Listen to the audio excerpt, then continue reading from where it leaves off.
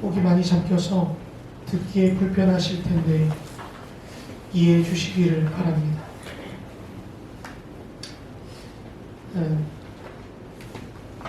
제가 말씀드릴 때 몇 차례 그리스도인이 무엇이냐 이렇게 말씀을 드렸어요. 그리스도인은 예수를 나의 구주로 믿어 새롭게 태어난 자들을 일컫는 말이다. 그리스도인으로 다시 새롭게 태어난 우리들이 먹어야 할 양식이 있고 살아야 할 방법이 있으며 입어야 할 옷과 머물러야 할 곳이 따로 있다. 그러면서 그리스도인의 의식주에 대해서 말씀드렸어요. 이것이 지난주 말씀입니다. 우리 첫 번째 1번 읽어볼까요? 시작. 하나님의 말씀의 양식을 먹자. 갓 태어난 아이가 어미의 젖을 사모하고 젖을 먹어 자라난 것처럼 예수로 다시 태어난 우리들은 하나님의 말씀, 그 양식을 사모하여 그 말씀을 먹고 자라야 함이 마땅합니다. 우리 2번 읽어볼까요? 시작. 말씀의 전신갑주를 입어라. 그리스도인으로 새로 태어난 우리는 그리스도로 옷 입어 의와 진리로 거룩하게 지음받아 새 사람이 되라고 말씀하셨어요. 근데 우리가 영으로 다시 새롭게 태어났기 때문에 영적인 생활을 해야 될 때 악한 것들이 사단이 우리를 넘어뜨리려고 공격합니다. 아무것도 입지 않고 태어난 이 아이에게 베네 쪼고리를 입히고 때에 따라서 두꺼운 내복도 또 외투도 입히는 것처럼 우리가 겨울 되면 따뜻한 파카를 입는 것처럼 말씀으로 전신갑주를 입어 우리의 몸과 마음이 다치지 않도록 해야 하는 거예요. 그래서 말씀으로 전신갑주를 입어라. 우리가 입어야 할 옷입니다. 그리고 마지막 3번 읽어볼까요? 시작. 하나님의 말씀 안에 거하라. 예수 그리스도가 말씀이 육신이 되어 이 땅에 오셨고 그 말씀 안에 거하라고. 내가 너 안에, 너희가 내 안에 거하면, 말씀 안에 거하면 무엇이든지 구하라. 그리하면 주시겠다. 예수와 함께하는 것, 말씀에 함께하는 그 삶이 그 어디나 하늘나라 천국 백성의 삶을 누리게 될 줄 믿습니다. 이것이 그리스도인으로서의 신분에 맞는 의식주의 생활이 되기를 우리 충만 공동체 성도님들이 이렇게 살아내시기를 다시 한번 주님의 이름으로 축복합니다.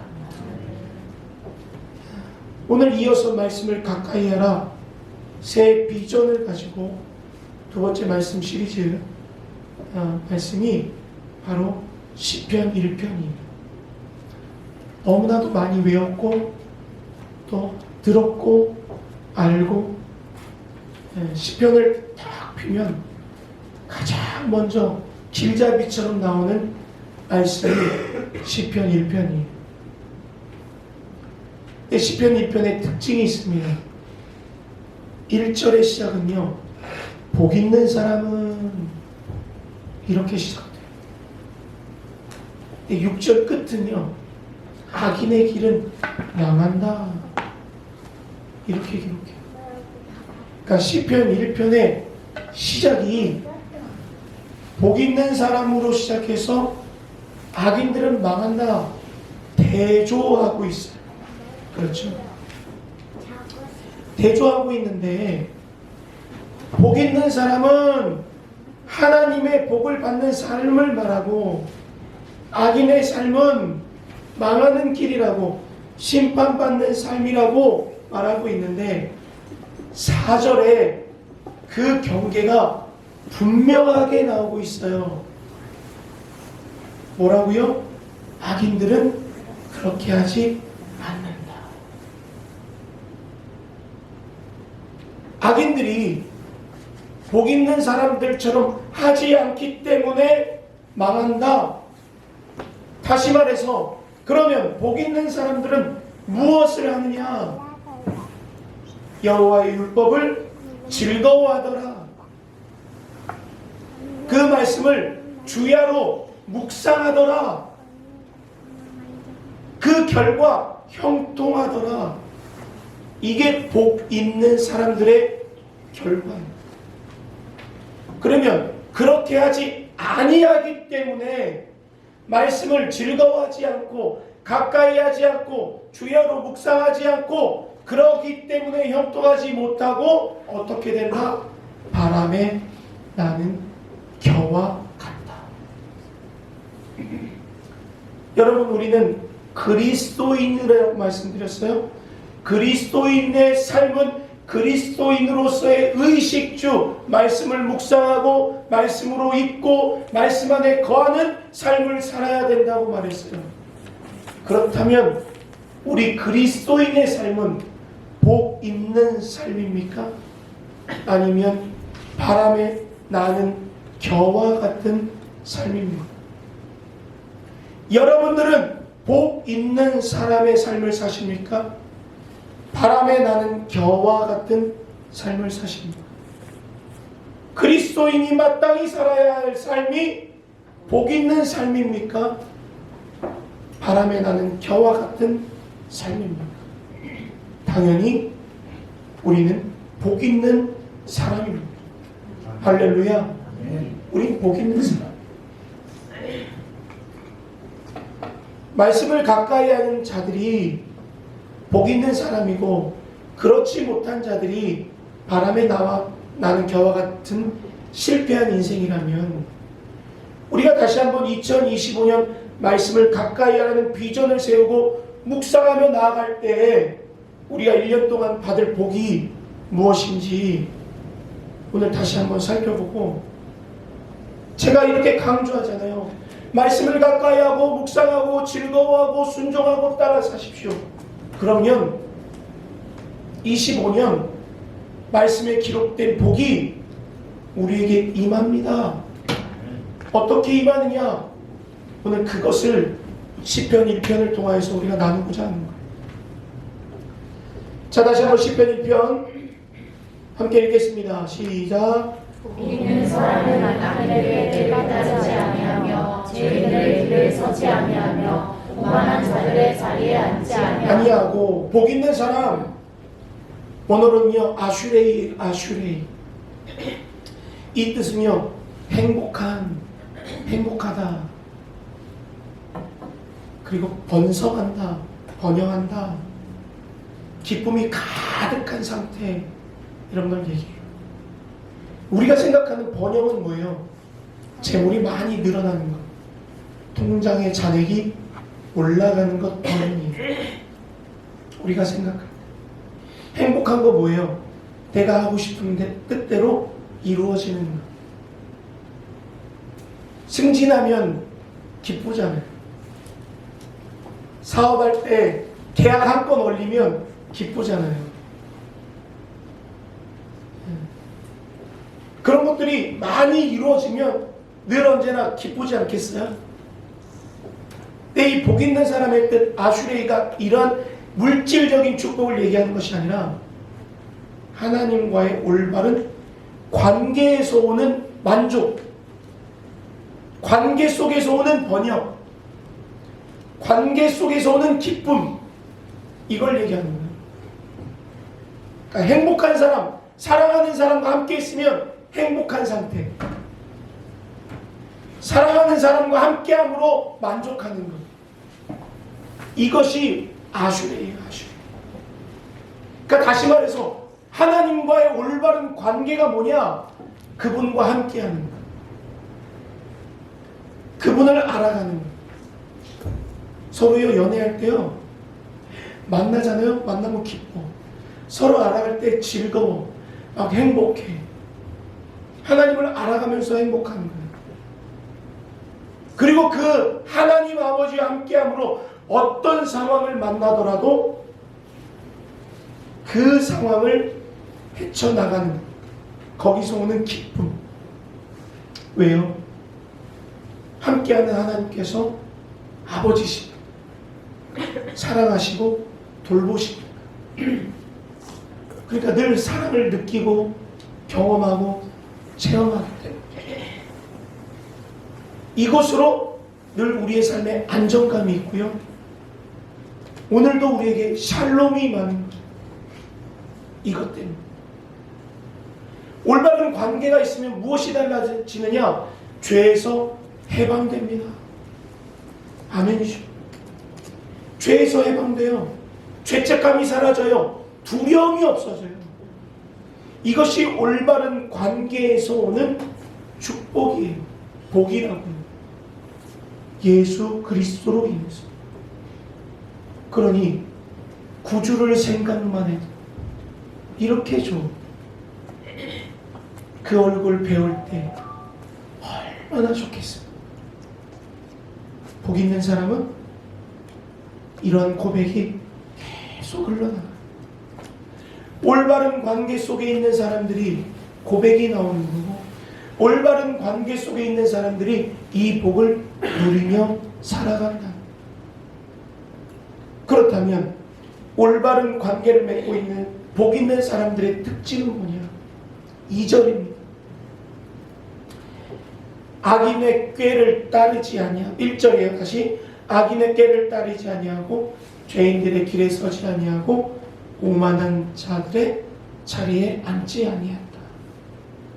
이게 올바른 관계 속에 있는 사람의 특징이에요. 악인들의 꾀가 뭘까요? 그들이 가지고 있는 생각, 그들의 조언, 그들이 가지고 있는 가치관, 이걸 뭐 한다고요? 따르지 않는다는 거예요. 왜요? 올바른 관계가 있으면 하나님의 생각을 따라가겠죠. 하나님이 추구하시는 방향을 그대로 따라가겠죠. 말씀대로 따라가겠죠. 그러니 악인들의 꾀를 당연히 따르지 않아요. 하나님의 말씀을 따르죠. 죄인들의 길에 서지 않는 것이 특징이에요. 죄인들의 삶의 방식, 그들이 가지고 있는 죄, 또 때, 더러움, 도덕적으로도 순결하고 하나님의 방식대로, 공의대로, 정의대로 그 삶을 끝까지 유지하는 것, 이것이 복 있는 사람, 하나님과의 관계가 올바른 사람들의 특징입니다. 오만한 자들의 자리, 그 죄에 빠지게 되면 점점 깊어지는 거예요. 늪속에 다리가 빠진 것처럼. 그들과 함께하고 그들의 자리에 앉고 빠져나오지 못하고.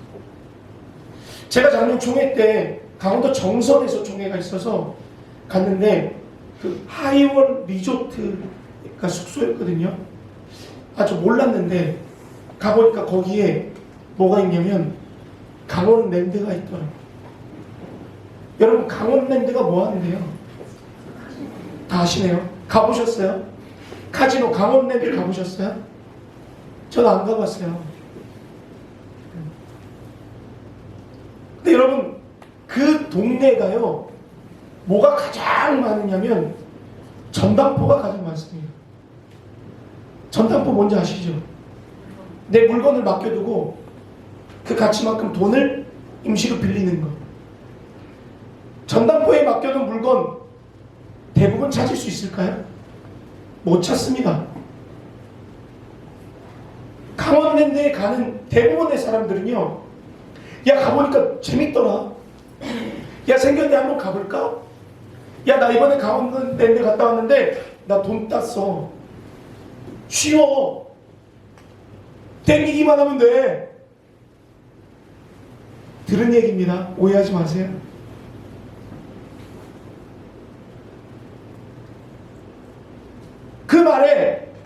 진짜 가볼까?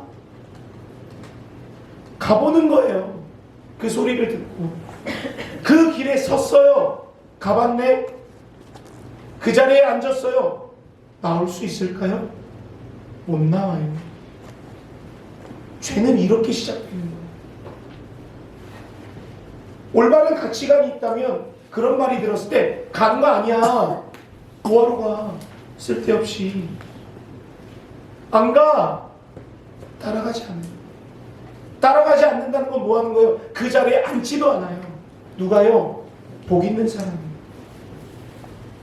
데살로니가전서 5장 22절에 뭐라고 기록되면 악은 모양이라도 버리라 말씀하셨어요.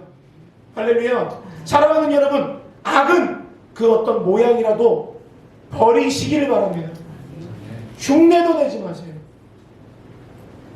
제가 아이들한테 극대노하는 게 있습니다. 아이들이 과자를 가끔 저희 먹잖아요. 과자를 이렇게 집는 친구들이 있어요. 이렇게 집다 보면 손가락이 들어가다 보면 새우깡 같이 길다란 과자들은 손에 안 묻히려고 이렇게 넣거든요.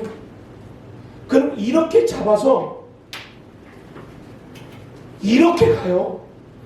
지금 제가 엄청 혼냅니다. 야! 뭐 하는 거야? 흉내도 내지 마. 가까이 하지 마. 따라 하지 마. 여러분, 죄는요, 모양이라도 버리라고 말씀하셨어요. 올바른 관계를 맺고 있는 복 있는 사람들은요, 아니하고 이렇게 강조합니다. 오만한 자리에 앉지 않습니다. 왜요? 그 길에 서질 않기 때문에. 그 길에 서질 않아요. 왜요? 그들의 말을 따르지도 않고 그들의 꾀에 넘어가지도 않아요. 왜 그들의 꾀에 넘어가지 않을까요? 말씀을 가까이 하기 때문에 그렇습니다. 할렐루야. 이게 우리가 복 있는 사람으로 갈 수 있는 길이에요. 무엇 할 때? 말씀을 가까이 할 때. 오직 여호와의 율법을 즐거워하여 주야로 묵상하는도다. 히브리어로 하가예요. 하가. 우리 여호수아에도 이 묵상하는 말이 있어서 평화교회 신영강 목사님이 하가 이 도전 골든벨 할 때 여러분 하가가 뭐지요? 막 쓸 때 아이들이 뭐지 하가? 애들이 하가가 묵상인 줄 알아요. 문제였어요. 하가 이 뜻은 말하다, 읊조리다. 네 하가는요 말하는 것을 넘어서 이 말한 대로 말하고 고백하고 읊조린 대로 살아가라 이란 뜻입니다. 말하는 대로 살아갈 수 있는 거예요.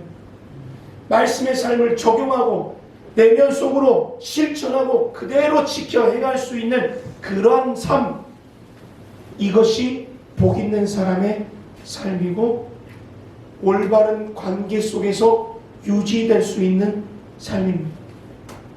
사랑하는 여러분, 우리 말씀대로 살아내셔서 올바른 관계를 유지해 나가시는 우리 충만 공동체가 되기를 소망합니다. 그러면 이들의 관계 속에서 올바른 관계, 복 있는 사람들의 결과는 무엇이냐? 3절 보겠습니다.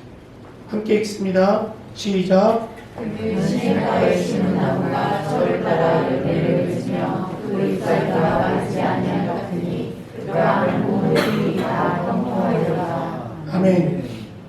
여러분, 나무가 뭘 먹고 삽니까?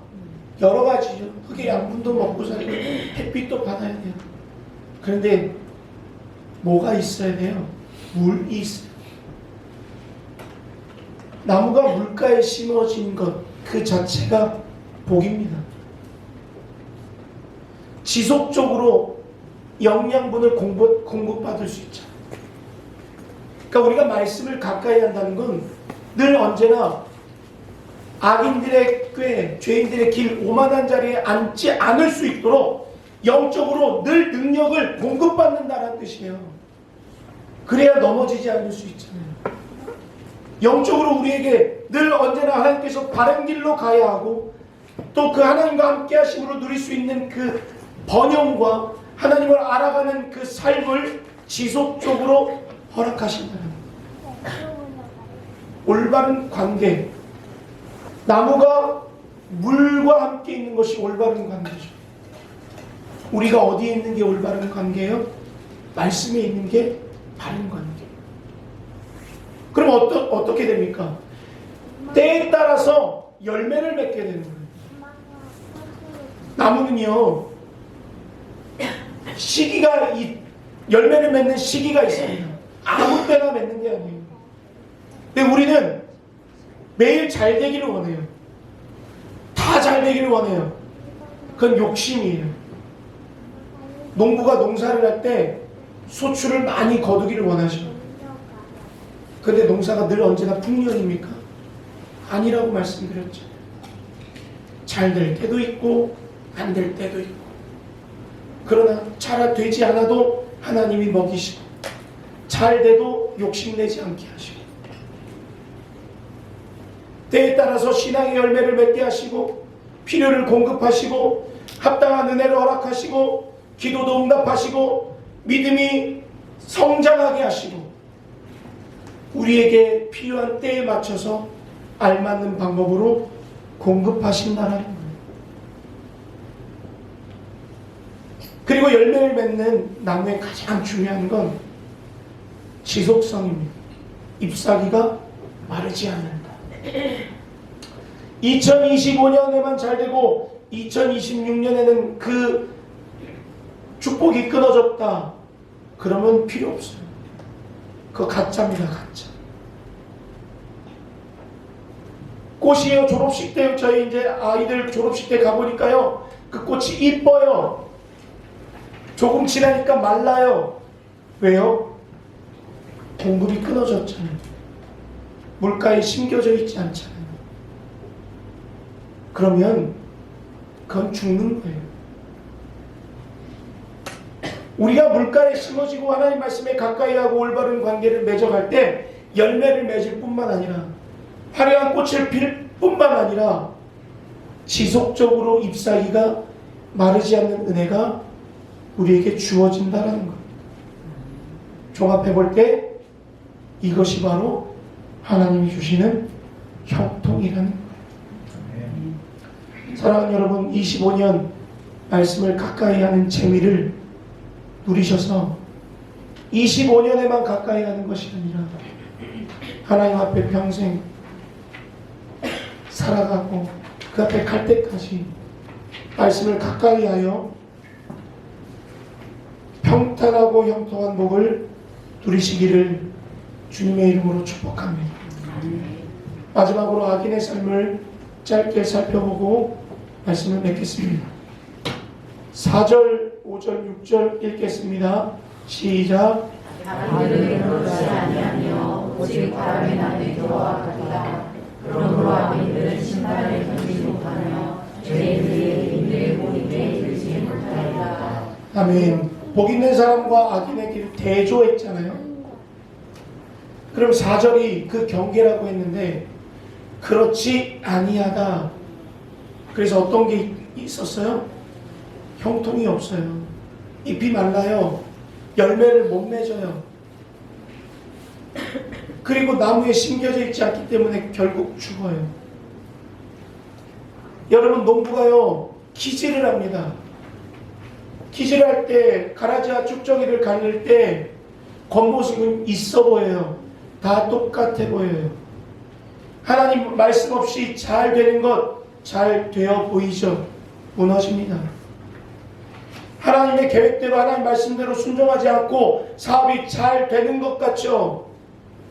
내 손에 쥔 것 같지만 모래가 손에서 빠지는 것처럼 무너집니다. 이것이 악인의 삶이에요. 작은 바람에도 이리 날아가고 저리 날아가고 모습은 그대로 있죠. 그러나 알매기가 없어요.